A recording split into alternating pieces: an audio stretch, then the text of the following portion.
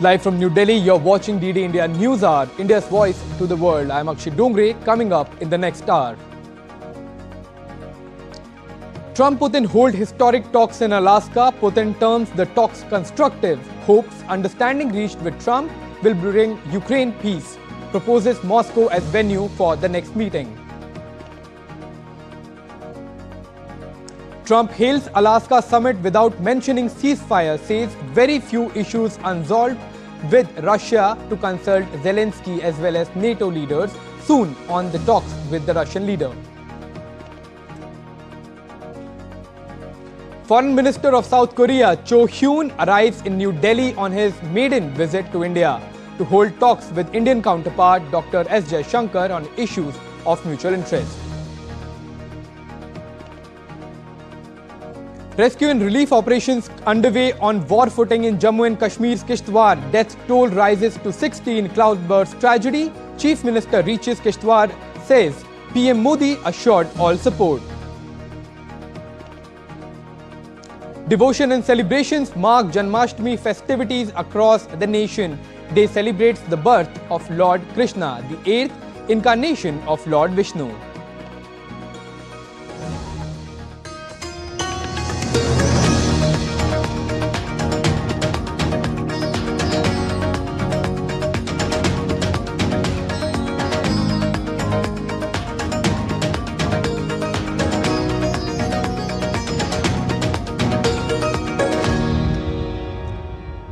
A rare meeting, a charged atmosphere, and the world's eyes fixed on Anchorage, Alaska. For the first time in years, US President Donald Trump and Russian President Vladimir Putin sat down for nearly 3 hours seeking to end Europe's deadliest conflict in generations. Here's more in this report. Behind closed doors in Anchorage, the much-anticipated Alaska talks brought US President Donald Trump and Russian President Vladimir Putin face-to-face for the first time in 6 years. Nearly 3 hours of high-stakes diplomacy unfolded, aimed squarely at ending the Russia-Ukraine conflict. Both leaders hailed the summit as constructive and very productive. Our negotiations took place in a constructive and mutually respectful atmosphere. They were very thorough and fruitful. I believe we had a very productive meeting. There were many points that we agreed on, most of them, I would say, a couple of big ones that we haven't quite gotten there, but we've made some headway. Russia's Putin, stepping onto US soil for the first time in a decade, expressed hope that the agreements reached could serve as a launchpad towards peace, urging Ukraine and its European allies not to create obstacles to reconciliation. I would like to hope that the understanding we have reached will allow to get closer to that goal and pave the way for peace in Ukraine. We expect that Kyiv and European capitals will perceive all this in a constructive manner and will not create any obstacles, will not make attempts to disrupt the emerging progress through provocation or behind-the-scenes intrigues. President Trump echoed the tone of cautious optimism, praising wide areas of agreement with Moscow. Yet he admitted that no final deal had been struck to end the conflict, describing the talks as productive but unfinished. But we had an extremely productive meeting and many points were agreed to. There are just a very few that are left. Some are not that significant. One is probably the most significant, but we have a very good chance of getting there. We didn't get there, but we have a very good chance of getting there. In a symbolic gesture, Putin extended an invitation for Trump to visit Moscow, extending the apparent invitation for their high-stakes summit in Alaska focused on resolving the conflict. Again, Mr. President, I'd like to thank you very much, and we'll speak to you very soon and probably see you again very soon. Thank you very much, Vladimir. Next time in Moscow. Oh, that's an interesting one. I don't know. I'll get a little heat on that one, but I could see it possibly happening. Thank you very much, Vladimir. And thank you all. Thank you. A handshake in Alaska may have opened a narrow window to peace, but with no ceasefire in sight, the stakes remain dangerously high. For now, the world waits for words to turn into action. Bureau Report, DD India.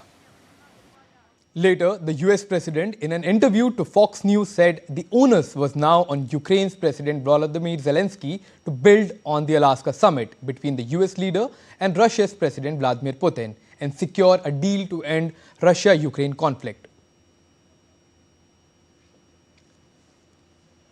And we agreed on a lot of points. I mean, a lot of points were agreed on. But there's not that much. There's, one or two pretty significant items, but I think they can be reached.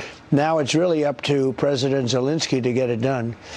And I would also say the European nations, they have to get involved a little bit. NDD India's Shubhendu Ghosh joins us for this much anticipated meeting that has now ended. So Shubhendu, the meeting is over finally. It was much anticipated. However, when you look at the outcomes, how significant, first of all, do you think the meeting was?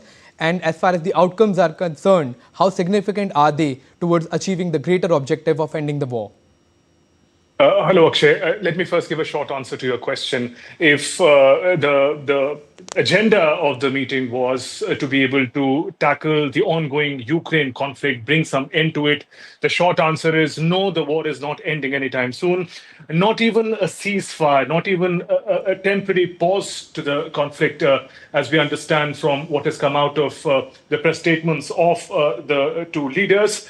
This should come as a matter of concern that the talks, the summit only came out with a solution. That there is a need for more talks that need to happen to take forward this pursuit for peace. Pursuing peace was written in bold when that those press statements happened, and the meeting perhaps as well. The meeting lasted about 3 hours, as we understand from our sources. About 6 hours Vladimir Putin spent in America, a red carpet welcome extended to him. One hasn't seen any other world leader given the same treatment, really. If we look at those signals, those visuals, and those symbolisms of red carpet welcome and traveling in the same limousine with the American president. On his part, President Putin appears to have got a platform, a stage, a voice to be able to put forth his concerns once again about this conflict. Interestingly, he talks about Ukraine not as an enemy, but a brotherly country, a brotherly state. He also refers to how the ongoing conflict is a tragedy and should come to an end. And talking about the Ukrainian leadership and Europe, he talks about them in terms of they should not cause hurdles in the road to peace. So he's really distinguishing, as it were, the roles of different stakeholders in this conflict. On his part, President Donald Trump said that no deal till there is a deal. And in that interview that he had with a media channel, he now appears to be putting the responsibility, the onus of the developments from here on Ukrainian leadership, on Zelensky and the European partners. Well, now all eyes will be on the second meeting that perhaps is an even more important meeting as far as ending the war. However, it has to have an involvement of Ukraine as well as the NATO leaders too, possibly. So what is your assessment as far as the probability of this war ending through a second or perhaps a third meeting? That's right, Akshay. Now, these talks have, in fact, opened, as it were, a new Pandora's box of questions. We'll have to see the manner in which the European allies, the NATO allies, Zelensky, Ukrainian president, is going to react when he learns about the specifics of the talks, what has been agreed, what is the most productive part that President Donald Trump is talking about. In private phone calls, he'll be updating them.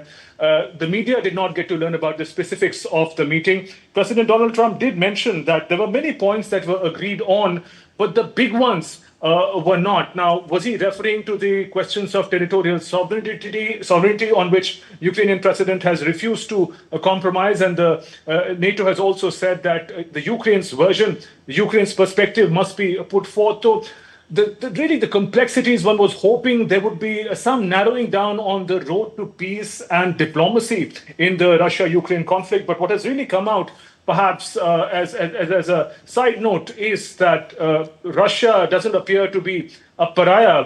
President Vladimir Putin is not a diplomatic pariah anymore. He's welcomed in a grand manner.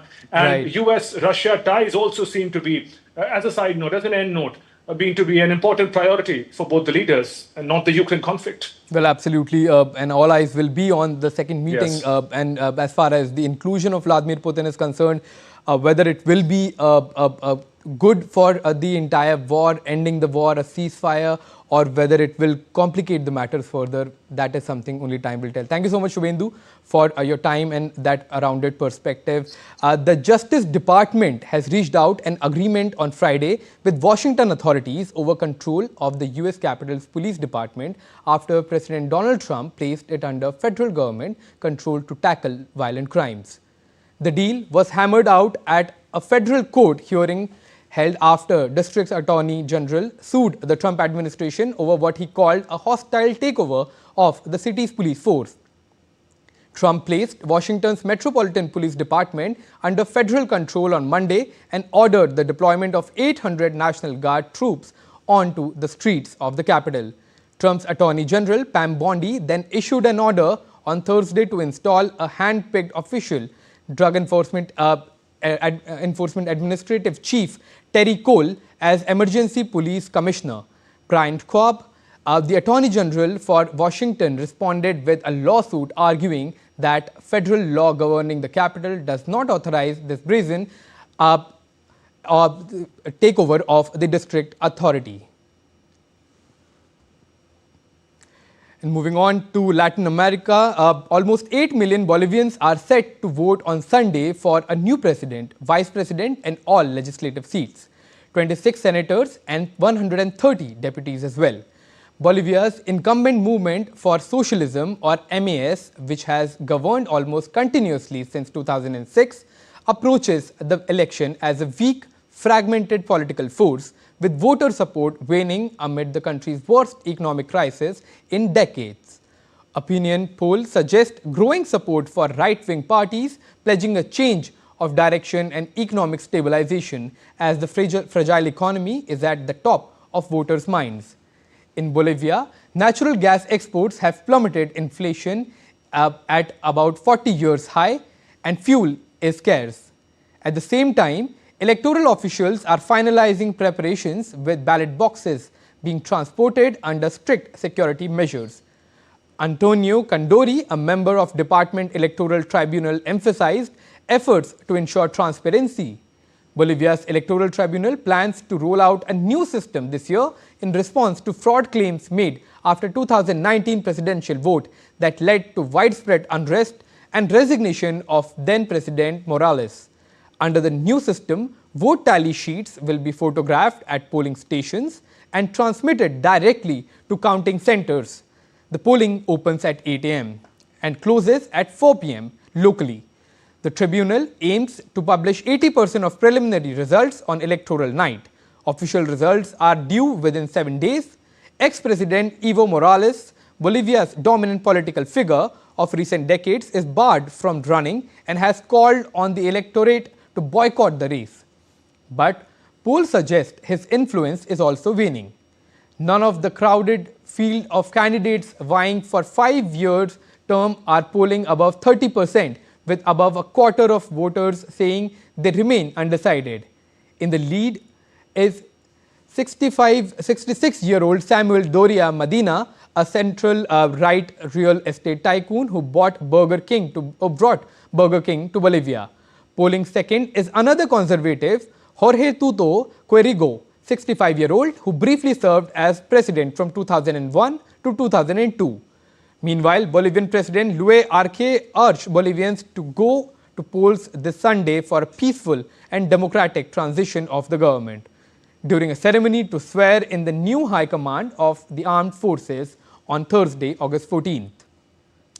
If no candidate wins the August vote outright, the election heads to a runoff scheduled for October 19th. The new president takes office on 8th of November.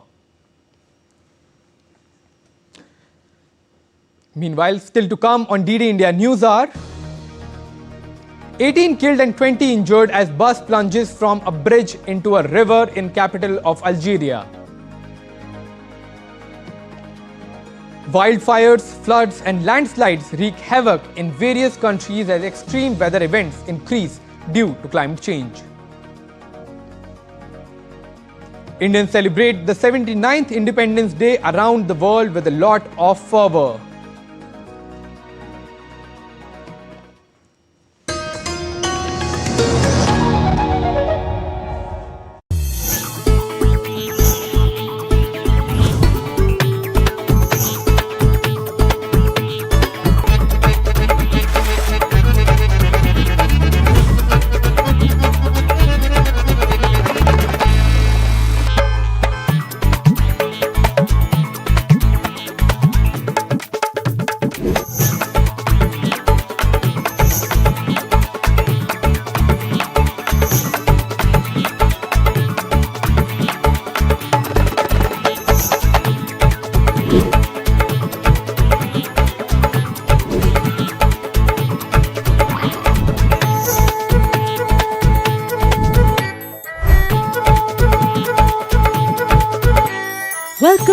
Jaipur.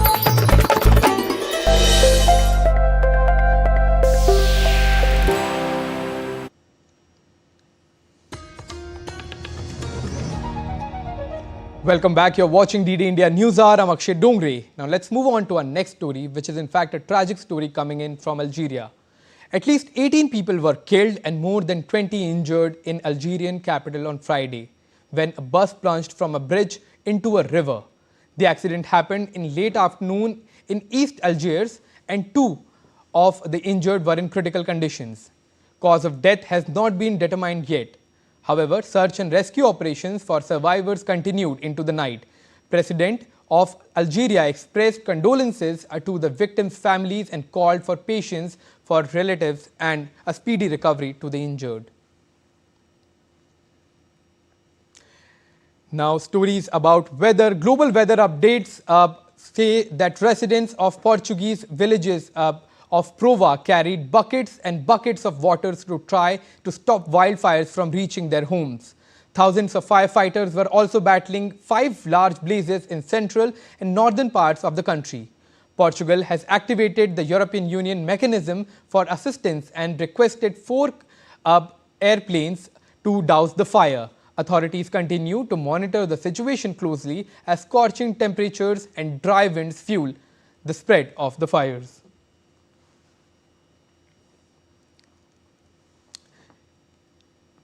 Meanwhile, in Spain, heavy clouds of smoke covered roads, towns and landscapes in the northern region as the country battled 14 major fires driven by high winds and aggravated by heat.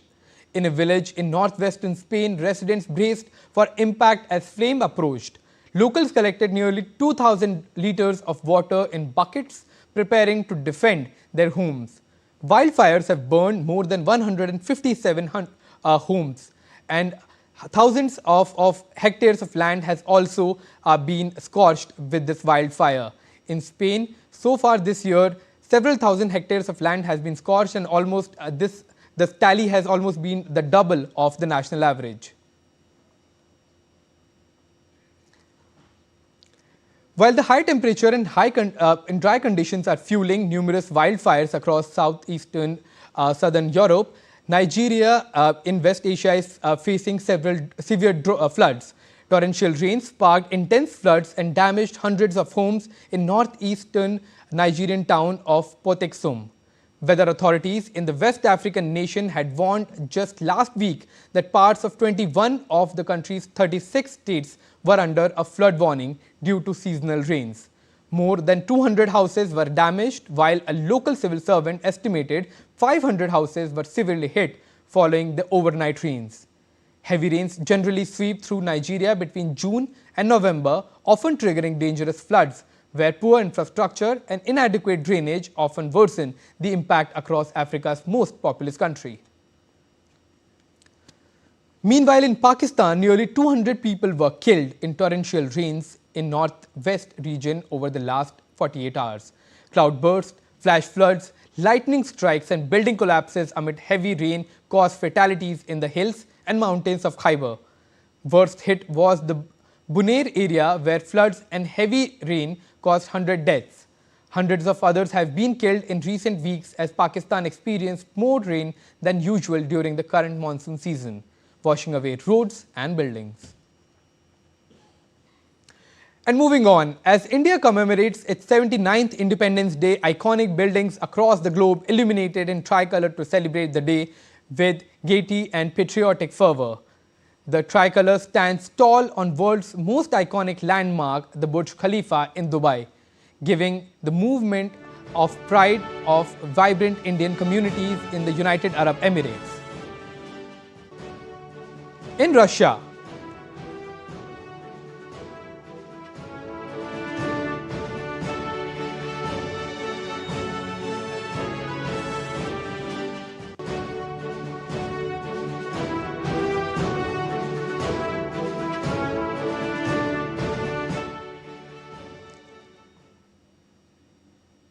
meanwhile, in Russia, the renowned book-shaped buildings along Moscow's Novi Arbat Avenue shimmer brilliantly in a vibrant display of the Indian tricolour commemorating the 79th anniversary of India's independence. Under the winter sky of Pretoria, colors of saffron, white and green carried the spirit of a distant homeland. And a history written in sacrifice and courage, the morning began with the hoisting of India's tricolour as diplomats, dignitaries and Indian community stood in solemn pride. Nazin Ismail reports. 78 years ago, the sun rose on a free India, and today the dawn is remembered far away from its shores. In Pretoria, the High Commission of India marked India's Independence Day with culture, ceremony and calls for unity. The day opened with the flag unfolding proudly against Pretoria's morning sky, followed by an address by High Commissioner of India. Let us make India a developed nation by 2047. The contribution of all of you is important, not only those of Indian citizens, but also the Indian community abroad, including the community in South Africa. So we know that you are linked with India, your heart is in India, and I'm sure that in the developed India, you will be a part of that developed India.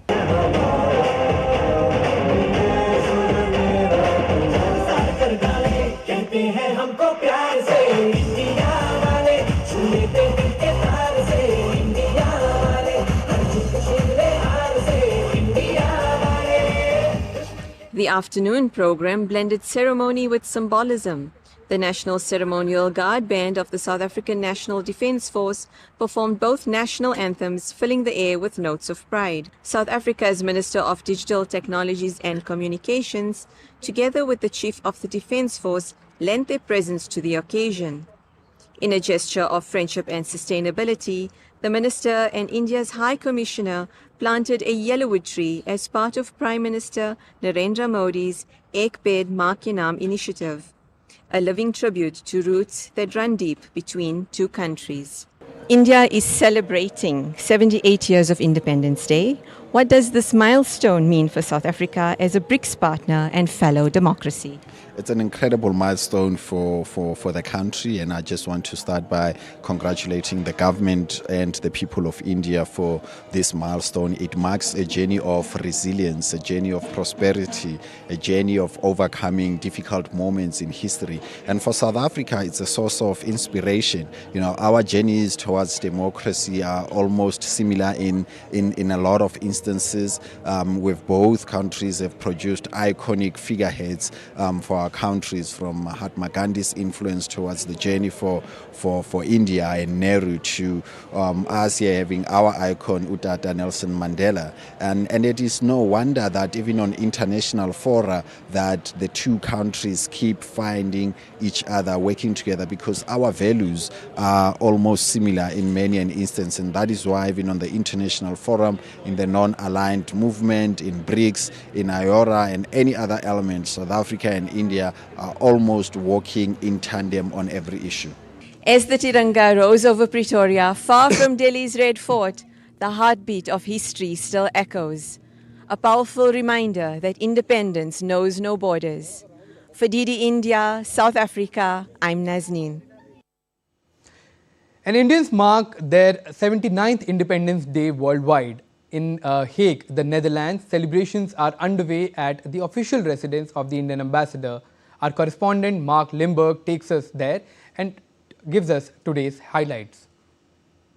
Welcome to The Hague, the Netherlands. I'm standing here at the official residence of the ambassador to the Netherlands, Mr. Kumar Tuhin, where the Indian community in the Netherlands is gathering to mark and celebrate India's 79th Independence Day.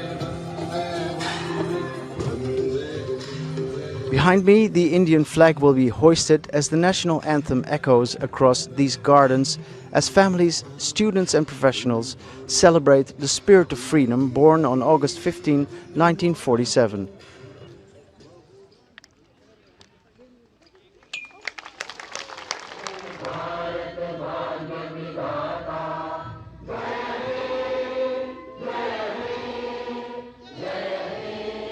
Today's ceremony is as much about remembrance as renewal, honoring the sacrifices that won liberty and renewing India's commitment to peace, progress and public service. Today we pay tributes to the victims of the follies of history. Dear fellow citizens, our constitution contains 4 values as the 4 pillars upholding our democracy. They are justice, liberty, equality, and fraternity. These are our civilizational principles that we rediscovered during the freedom struggle. At the heart of them all, I believe, is the notion of human dignity. Here in the Netherlands, India's story is written every day by a vibrant diaspora. Innovators in technology, entrepreneurs, researchers and artists, building bridges between the two nations. We are here celebrating Independence Day today, and Swatantrata Divas ki shubhkamnaएं to everyone in back India. Love from Holland. Thank you. I'm not an emotional person, but जब भी मैं जन गण मन गाती हूँ तो after the national anthem is over, just tears. I feel I have tears rolling down my eyes. You get emotional.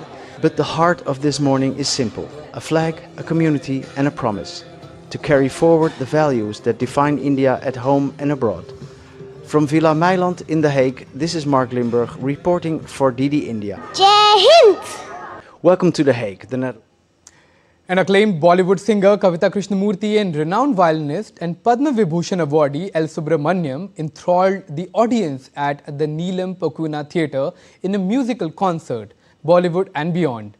Audiences were treated to famous songs including Hawaii, Hawaii, Dolare, Nimbuda and I Love My India, and compositions of L. Subramaniam. Held as part of 79th Independence Day celebrations, the concert was organized by High Commission of India, Colombo, in collaboration with Siddhi Vinayak Cinema Arts. The concert was attended by Speaker of Sri Lankan Parliament, Dr. Jagannath Wickramaratne, as well as several ministers of Sri Lankan government, apart from the members of Indian community and friends of India.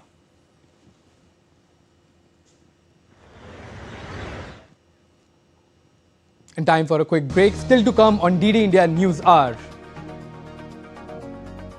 India pays homage to Atal Bihari Vajpayee on his death anniversary, a man who served thrice as India's Prime Minister and helped India realize its dreams of becoming a nuclear power.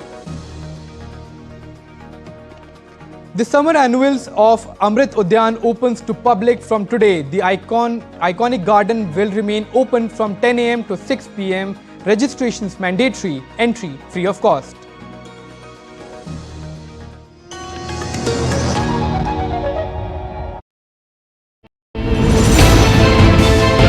Geopolitics and trade deals.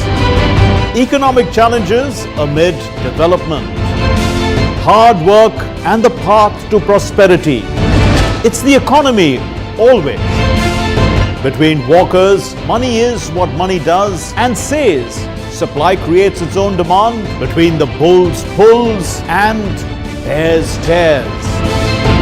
When supply chains globalization and India rises to the podium. We'll get you centered with the economic brief at 8 p.m. every Thursday on DD India.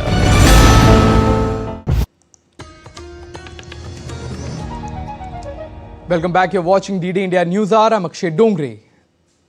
The rescue operations have been intensified in Jammu and Kashmir's Kishtwar district to retrieve the bodies from the debris. Death toll in the tragic incident has risen to 60, with an unspecified number of people still trapped. Prime Minister Narendra Modi spoke with Omar Abdullah, the Chief Minister of Jammu and Kashmir, and Lieutenant Governor of the state Manoj Sinha on Friday, and assured them of all help. Disaster struck Chisoti, the last motorable village on the way to the Machli Mata temple on Thursday, leaving a trail of death and destruction. In addition, 167 people have been rescued in an injured condition, while 69 others were reported missing by their relatives.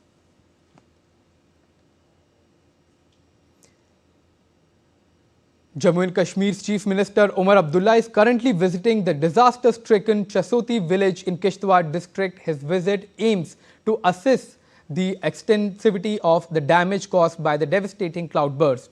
The Jammu and Kashmir Chief Minister will review the ongoing rescue operations and help in evacuation of the people, as well as evaluation of additional support that is required to aid the affected community. DD India's Shabir Dar joins us with the latest. Shabir, what is the situation right now as far as the rescue operations are concerned, and as far as the situation of the people who are stranded in the area?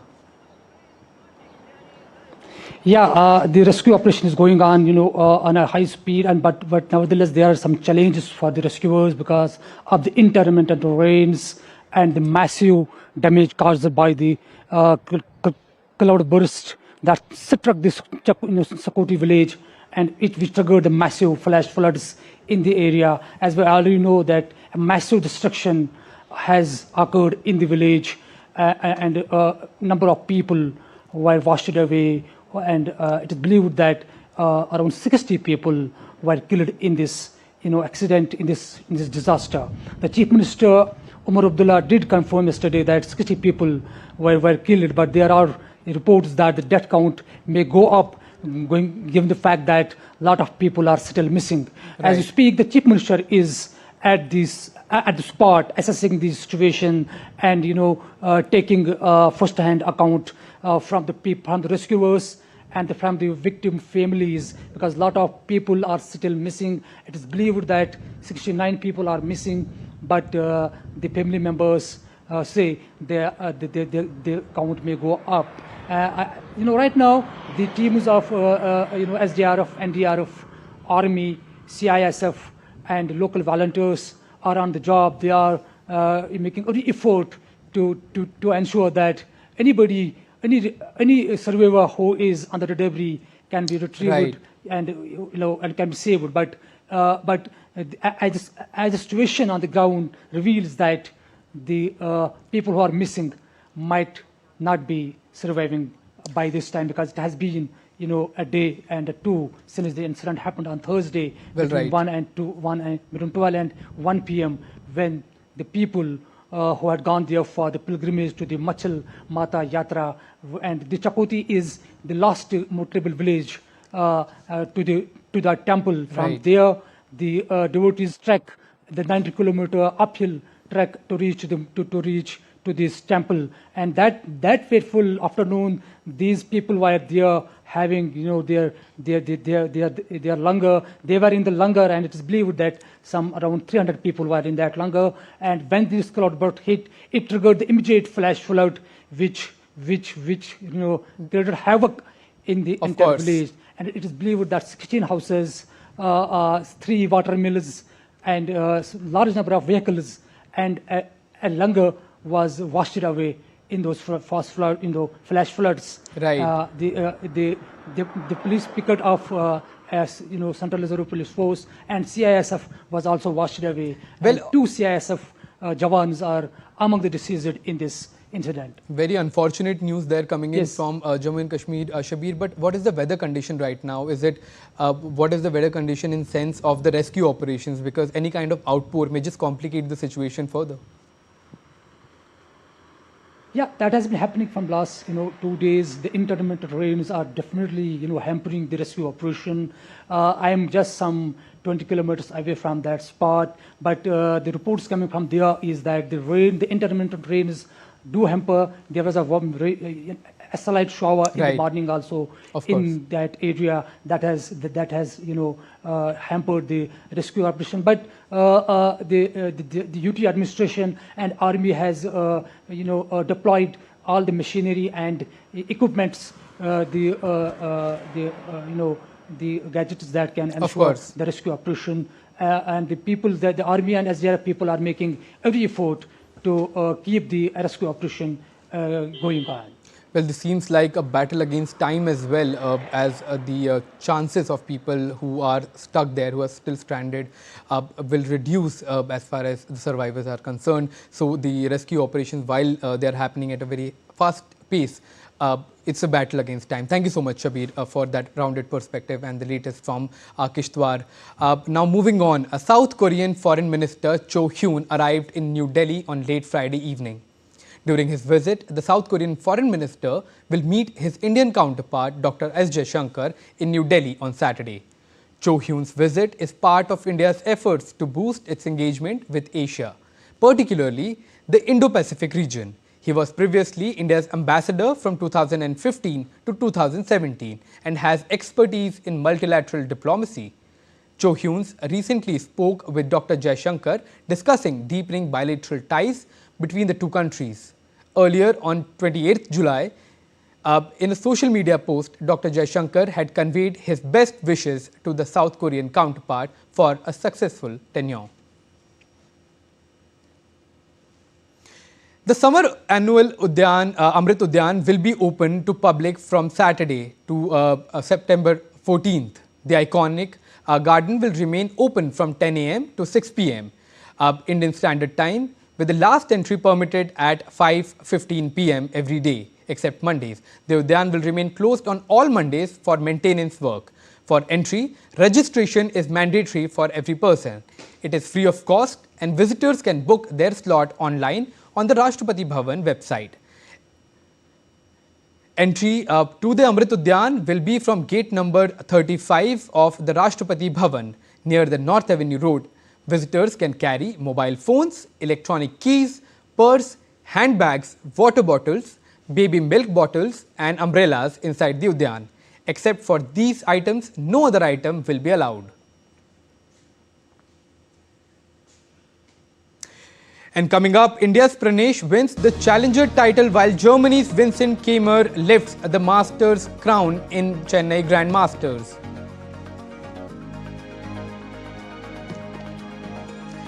An Indian Army bands perform in Delhi's India Gate as a part of the nationwide efforts to enhance the Independence Day celebrations.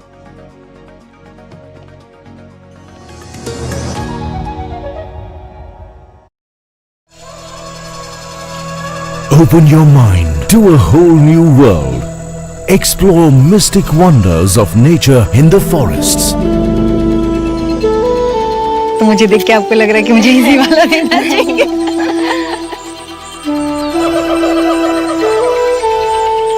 Uncover secrets hidden deep inside the earth. And I'd always heard of this ancient Shiv Mandir which is inside a cave.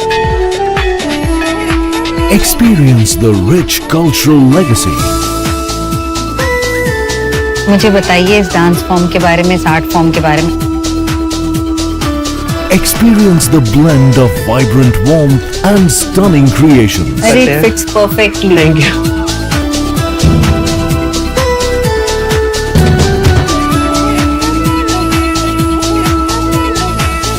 Jharkhand, let it become a part of you. Postcards from Jharkhand on National Geographic. Complex issues, hidden agendas, twists and turns, strategic games. We think all dots are linked. We just need to connect them. Join me every week as I connect the dots to unravel hidden designs in statecraft, mysteries, and decode issues that matter to you. Watch Connecting the Dots with me at these times on DD India.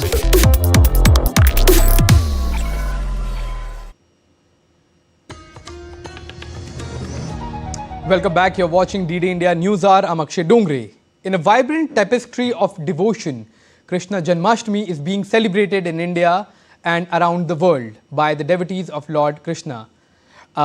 This festival of Krishna's birth, blending timeless wisdom with joyous traditions, the festival unites all.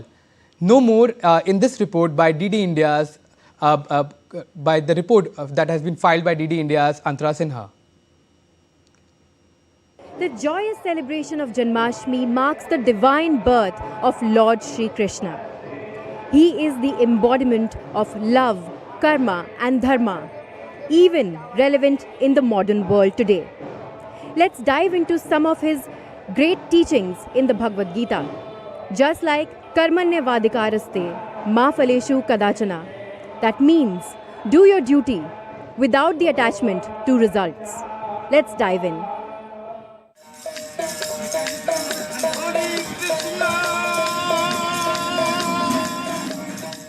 Lord Krishna, the eighth incarnation of Lord Vishnu, shines as a divine beacon in Hinduism, embodying grace and wisdom.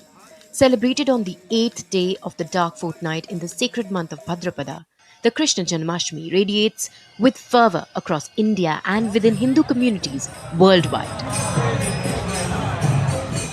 This radiant festival honors Lord Krishna's miraculous birth in a prison cell, symbolizes hope and the triumph of good over evil.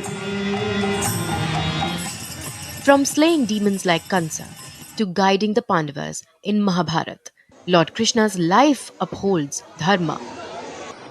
Janmashtami weaves a vibrant tapestry of devotion with fasting until midnight, the sacred hour of Krishna's birth, accompanied by soulful bhajans and the enchanting Ras Leela, reenacting his playful youth. Homes and temples glow with diyas adorned with flowers and cradles for baby Krishna. In Maharashtra, Dahi Handi unites communities as youth form human pyramids to break buttermilk pots. Gujarat and Rajasthan resonate with Garba dances, Ras, and Krishna processions, while South India's Mosaru Kudike celebrates his mischievous antics. Krishna's teachings in the Bhagavad Gita, delivered to Arjuna on the Kurukshetra battlefield, offer timeless wisdom for today's world. His concept of Karma Yoga, acting selflessly without attachment to results, helping us manage modern pressures, Dhyan Yoga or meditation promotes mindfulness, offering clarity in a distracted, fast-paced world. Lord Krishna's call for equanimity that refers to staying balanced amid joy or sorrow. These universal principles by Lord Krishna transcend cultural boundaries, providing practical tools for purposeful living, mental peace, and harmonious coexistence in today's interconnected society. As we celebrate Krishna Janmashtami, let's embrace Lord Krishna's teachings of love, peace, harmony to inspire this modern world. With camera person Mahesh Sharma, this is Antara Sinha for DD India. And President Draupadi Murmu extended her heartfelt greetings on Janmashtami. Taking to X, President Murmu said, and I quote, "Heartfelt greetings on Janmashtami. Lord Shri Krishna has shown the entire humanity the path of following duties according to righteousness while remaining dedicated to the welfare of all beings. On the auspicious occasion of Janmashtami, let everyone resolve to follow the path shown by Lord Shri Krishna and strengthen society and the nation." Unquote.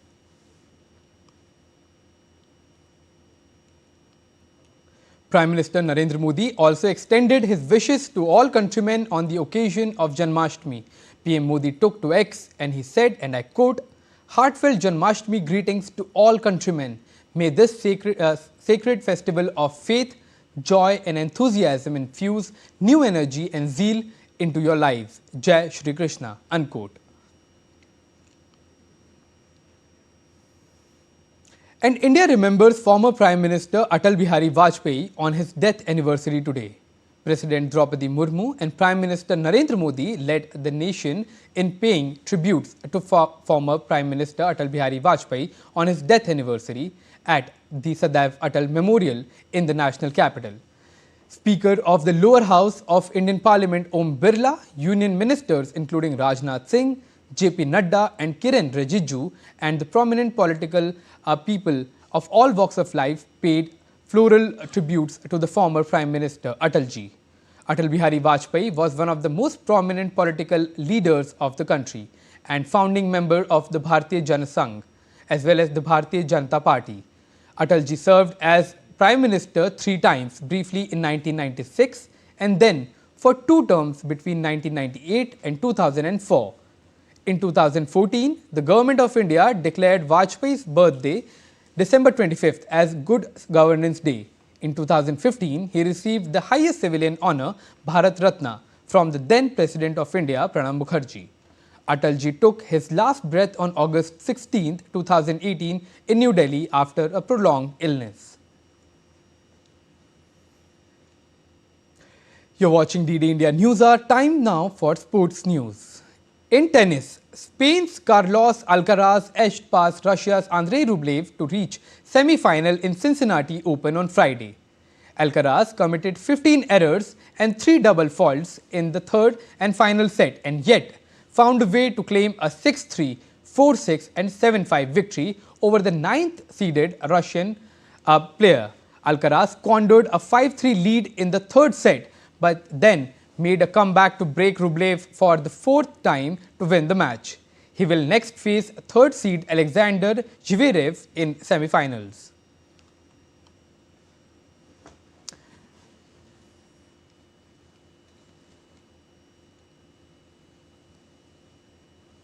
For the first time, athletes of Special Olympics Bharat were invited to be part of the Independence Day celebrations, a gesture that truly reflects the spirit of inclusion. Speaking to DD India, President of Special Olympians Bharat, Dr. Mallika Nadda said such occasions send out a powerful message of unity and belonging, along with strengthening the inclusion revolution. Of the Special Olympic Bharat were invited for the Independence Day event at the Red Fort. The athletes of the Special Olympic Bharat were there to listen the speech of the PM Modi at the Red Fort. So do you think in true sense it's the true inclusion in the society, just bringing all the stakeholders under one umbrella?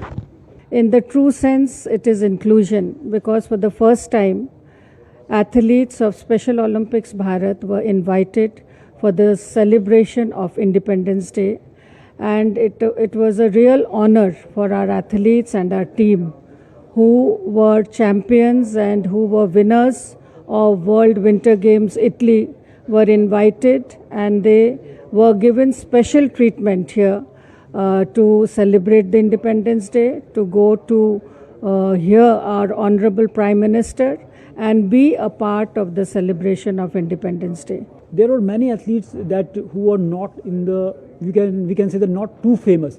But this is the thing we like, that even not only inviting the famous name, but athletes who are not known, not famous, they were also invited. So this is a big thing. Definitely it is a great honor that athletes of Paralympics, Special Olympics, Deaf Olympics, Blind Olympics, disability sports I can mention, were invited for the first time to attend such a National Day celebration, because this is the first occasion where they felt they were the part of inclusion. Inclusion is the message which goes through such celebrations, and we are all happy that inclusion revolution, everybody is part of inclusion revolution that Special Olympics is talking about. Sports has been given a lot of importance in India after our Honorable Prime Minister Modi ji has mentioned about Khelo India and Fit India program. So under the banner of Ministry of Youth Affairs and Sports, many activities are happening, and through these activities we are promoting sports amongst youth. The events that are coming up in India are also very encouraging, and we hope that Special Olympics international event is also held in India soon. And the way the athletes of the Special Olympic Bharat were invited for the Independence Day celebration, we can say that the reflection of the true inclusive society. With camera person Piyush, Narayan Singh, DD India, Delhi. And staying with the sports news, the 9-day Chennai Grandmasters chess tournament wrapped up on Independence Day with India's Pranesh M winning the challenger title and Germany's Vincent Keimer lifting the Masters crown. Pranesh held on to win the challenger's title, earning the opportunity to compete in the Masters section next year. Despite a final round setback against international master Harshvardhan GB, Pranesh told DD India that his elder brother inspired him to take up chess, and he prepared by analyzing the strategies of other players. Ritesh Ranjan reports from Chennai. We have Pranesh with us, who is winner for challenges. Pranesh, how was your journey? How did you start, and how are you feeling now? Yeah, I started chess at some 5 years old. I started winning this 7-year nationals, 10, 11, 12, 13, 16. And yeah, for this tournament, I didn't prepare much. I came from another tournament from Romania. I came second there, but yeah, I came from there. But from this tournament, from morning to afternoon I prepared a lot for this tournament. Where did you feel that your weak point in the match, and also that where is the strong point you felt that you're going to win the tournament? I almost felt like a strong point because I lost in the last round, but before that also like I didn't even need that point it seems, so I won the tournament. But till 8th round, after winning with Abhimanyu Puranik, it was like I thought I have more winning chances for the whole tournament. Yeah. Who's your biggest inspiration for chess? I think Carlson. He generally has a good feeling of the positions. He can play like blitz, rapid and everything. He can play the correct moves faster. So I think that's the his specialty. Yeah, I want to do that also. Yeah. Now, as you have got win the challenges match and you have confirmed your place for Masters, so what are your plans? What your future plans are? Yeah, next Masters will be in 1 year. So I try to work really hard and change my level to their level to beat them. So I really hope that I will win the Masters also. And what is your message for young kids who wants to come into the chess field? Never give up and always working hard like this. So this is Pranesh who is saying that you never give up and keep trying always, because chess is a game where you have to keep working, and it's not only for chess. Sports is like that. So you have to keep working, keep trying, and then build your career in whatever sports you like. I'm Ritesh Ranjan with camera person Kamal Nathan, DD India. In New Delhi, tourists at India Gate were treated to a medley of iconic and patriotic songs by the Army Band at India Gate on the occasion of the 79th Independence Day. The brass and pipe band played classic pieces evoking pride and inspiring a sense of collective belonging. The band performances in Delhi were part of a nationwide effort to enhance the Independence Day celebrations. लड़ती पतंगों में भिड़ती उमंगों में हे आजा छोरे हे आजा गोरे हे आजा छोरे नाचो नाचो नाचो नाचो नाचो नाचो वीरो नाचो